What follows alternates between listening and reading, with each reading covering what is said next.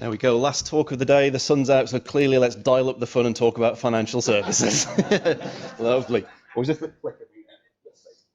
Right, yeah, as Stuart says, I work for the Yorkshire Building Society. If you're not familiar with how building societies work, we don't actually build anything, which is slightly misleading. People put their savings with us, which we lend for mortgages. We're a mutual. We don't make profits ourselves, and we've been doing that for 155 years. Today I want to talk to you about harnessing social media to provide customer insight. I'm going to take you on the journey that we've been through to look at that as a subject, and I'm going to show you a case study about how we've revolutionized how we create content to really get some great engagement with consumers.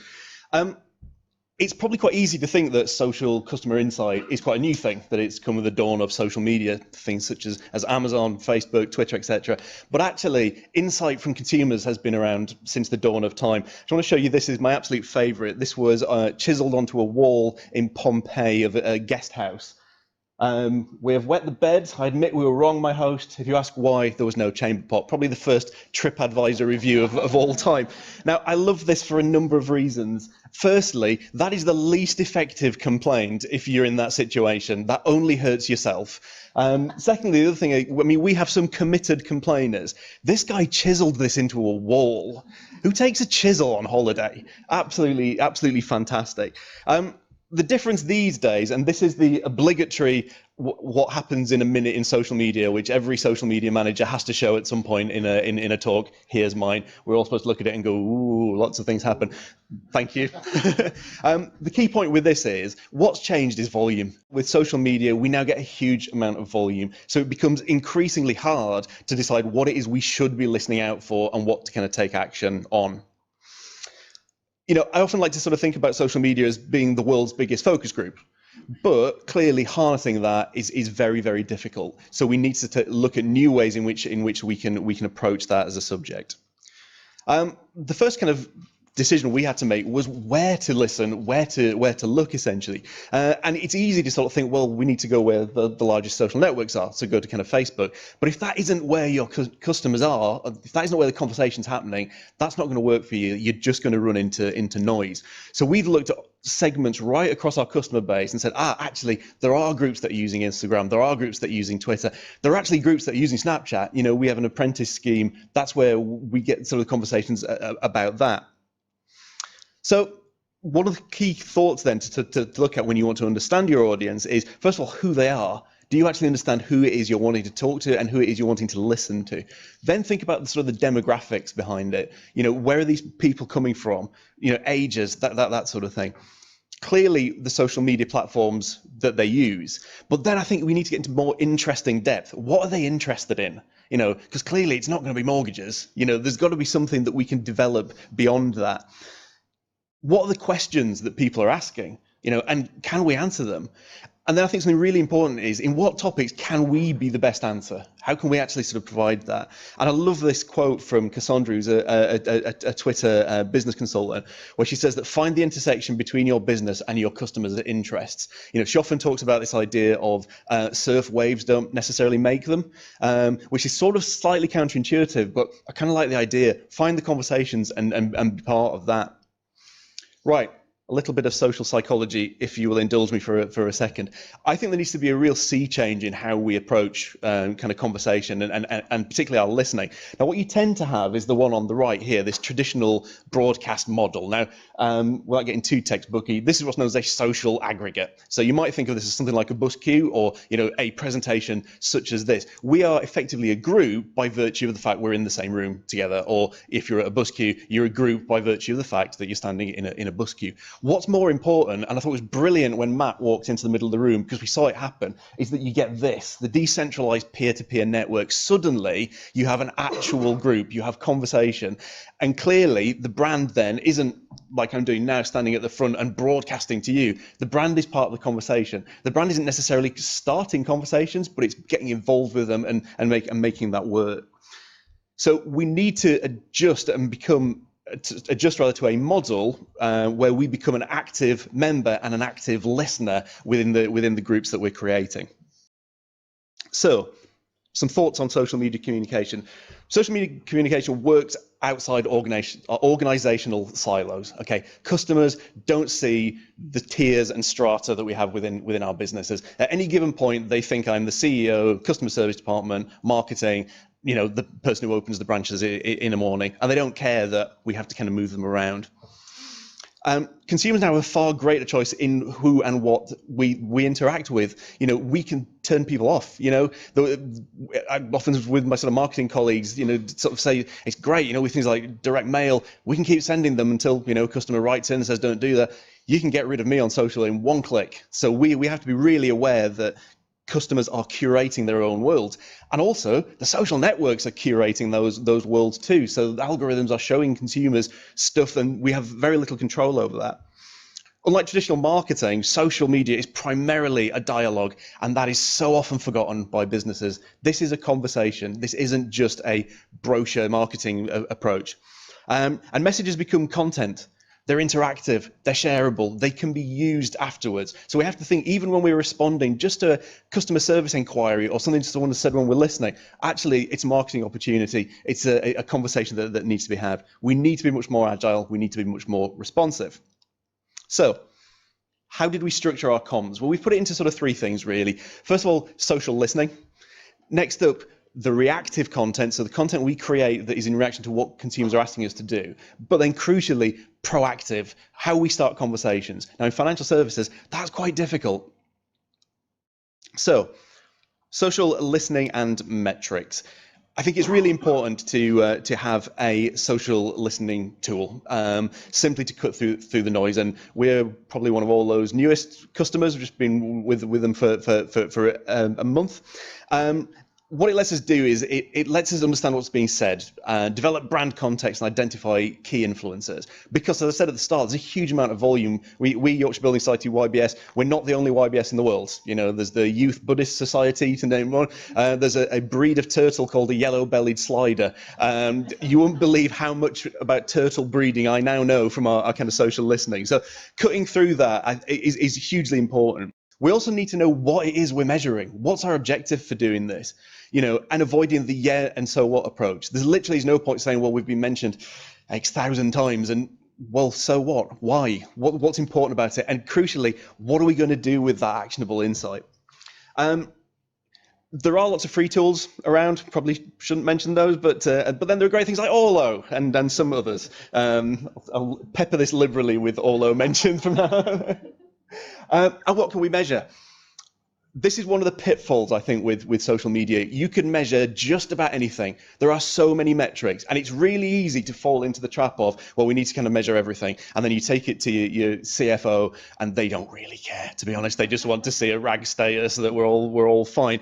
But what we try and do with our content is we measure different things by different content. So if we're doing something for awareness, for instance, we might measure things like reach, impressions, likes, mentions. For customer service, it's about volume of messages. It's about first point of contact resolutions, that kind of thing. We don't apply the same metrics to everything. Something like a charity post, for instance, will be more about engagement. One of the things that we probably measure the least, because well, not only is it very, very hard, would be something like the click through to buy a mortgage. Okay, we know we have an impact on that at some point in the customer journey. However, unlike say fast-moving consumer goods, you don't see a tweet and then suddenly decide, oh, I'd like one of these houses, I'll take out a mortgage. So we have to be sort of very careful that we don't overpromise with metrics and make sure we're doing that properly.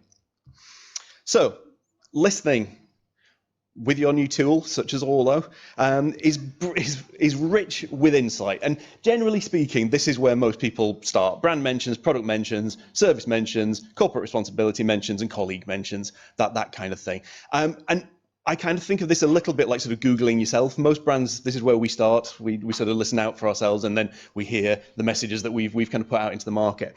Where it gets a little bit more interesting is where we get deeper than that, and we start to understand a little bit about what people are talking about. I just want to show you a couple of real tweets here. The lady at the top here, I'm in no rush to move out yet. Once I start work next month, I'll help my parents with the mortgage and start saving for my own property. Suddenly, we've got a story here. There's an actual conversation with a consumer and how they're using their work. We've used this to sort of influence how we're looking at intergenerational lending, where you've got 3 generations in one house, how we can create products that work with them. Or this one at the bottom here, everyone's going on holiday and I'm sitting here saving for my bloody mortgage in rainy England. This started a conversation for me about looking at people's attitudes to mortgages, why they can't sort of get on the property ladder, their feelings about it, this idea that you can either have fun or you can save. Or save for a mortgage, that kind of thing. And again, that started some thoughts about how we can change that, and I'll get onto that in the kind of case study at the end.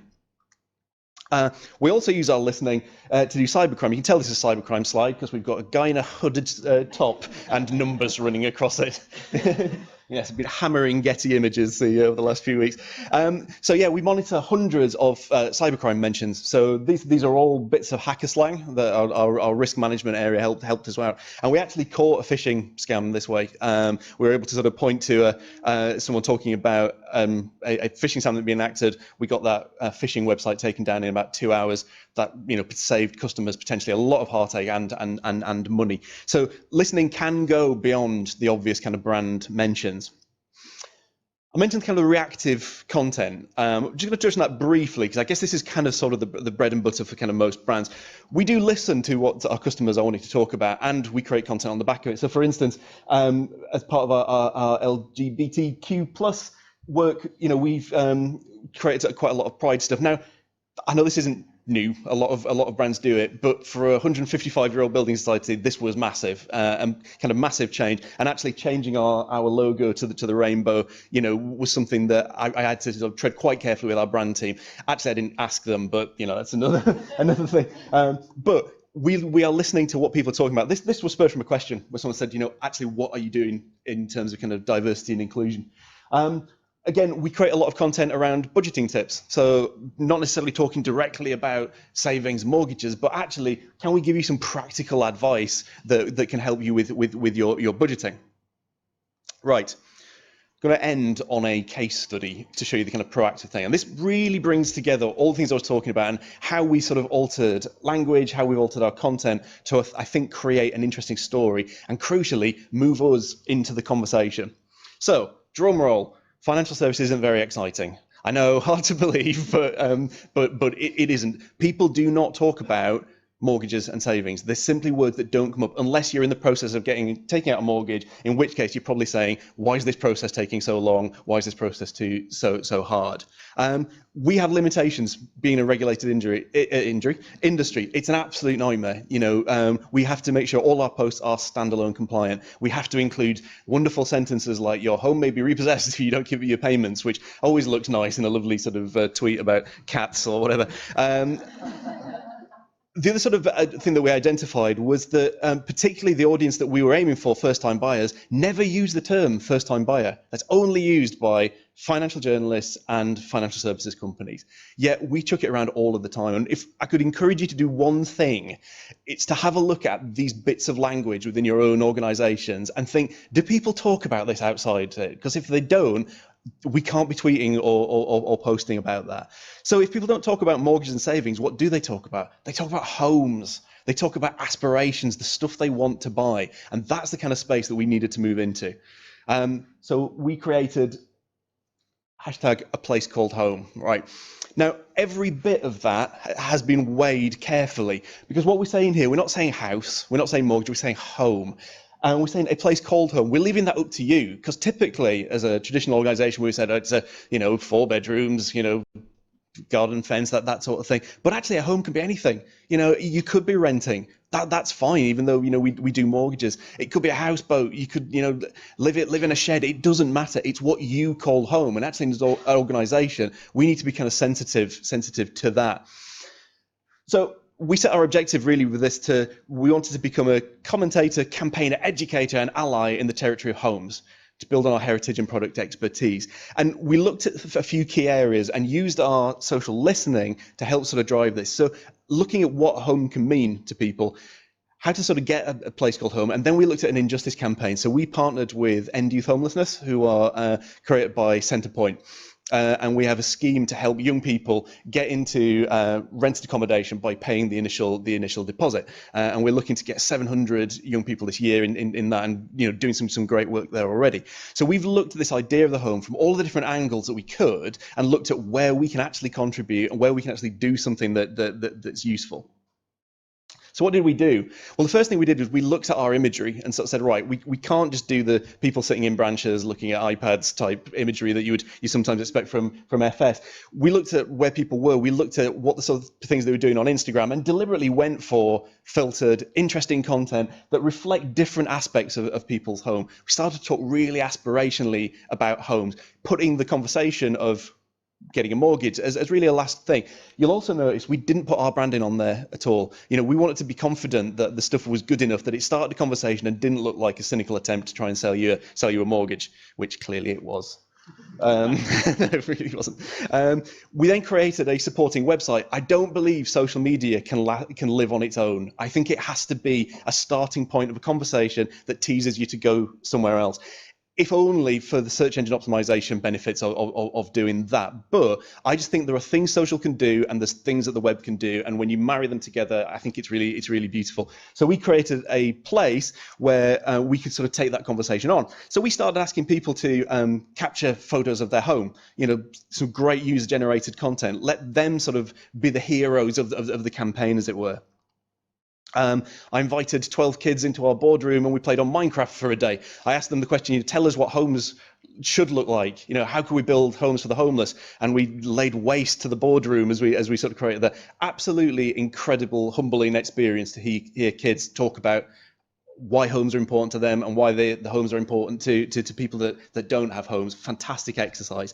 We also went on the streets of London and Leeds and asked people to talk about what a home is. Again, not putting our branding on there. We wanted the consumers and non-consumers of ours to be the heroes of the discussion, to really sort of create that conversation.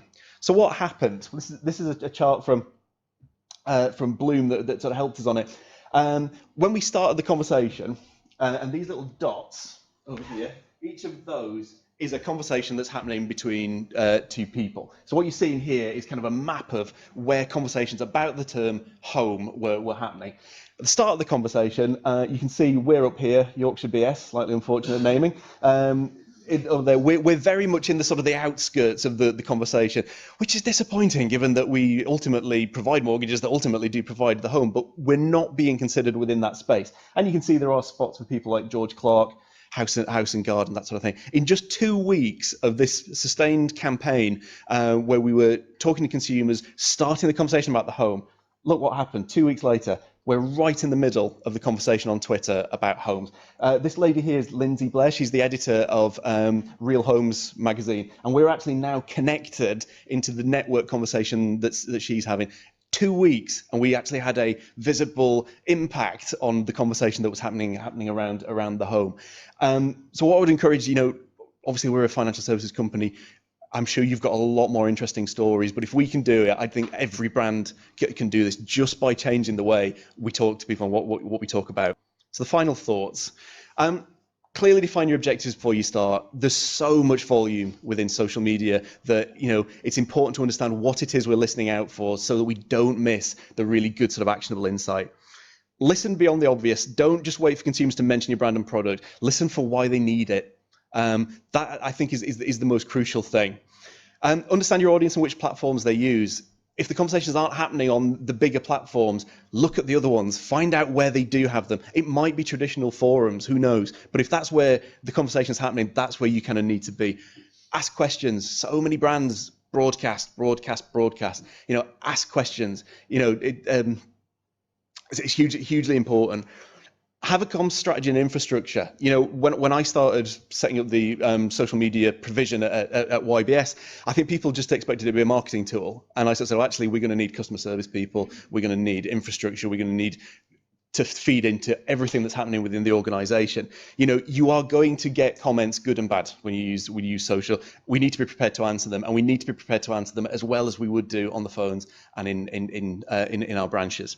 And crucially, we need to adapt and drive engagement through fresh boundary-pushing approaches.